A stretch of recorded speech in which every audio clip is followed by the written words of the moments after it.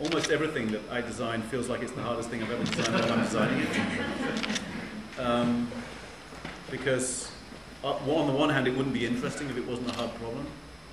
And on the other hand, you find in the design process that you get to a place, always in the design process, you feel completely lost. You're sort of swimming in all of this stuff, and you're not sure whether you've got a good idea or any good ideas, and it's really hard. It feels really hard. So I think you should expect anything you design to be hard.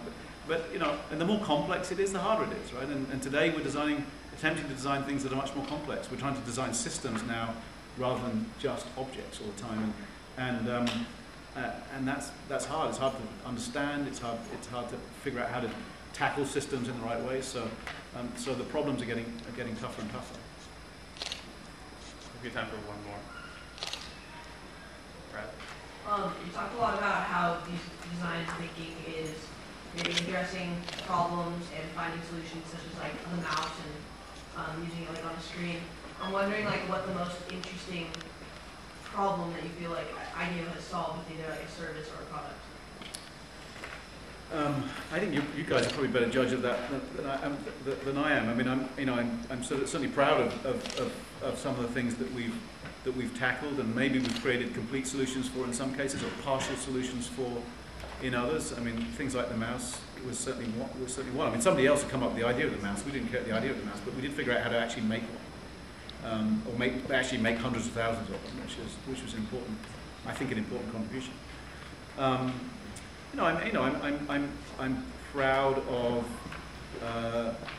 some of the things we're doing today. For instance, we worked a couple of years ago on creating a sort of a field guide for how you do design for NGOs to use in the developing world, and it's a sort of literally it's all about how human-centered design and design thinking, a whole bunch of things you can do so that people who are trying to tackle clean water problems or farming issues or whatever in India and Asia and Africa could actually have these. You could actually bring design to the field, literally to the field. That has been downloaded for 30 or 40,000 times in 130 countries, and it's being used on all kinds of really interesting challenges. And so that's something I'm extremely proud of. That we're, in a sense, we created a tool for other people to be creative, to be creative with.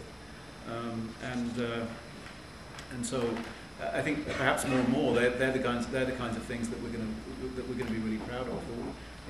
I'm proud of the fact that people in the world are excited about the notion of design and design thinking, and that it may have some value in innovation. And so I'm proud of what we're doing to spread that word. So there's lots of things that I'm kind of excited and proud about.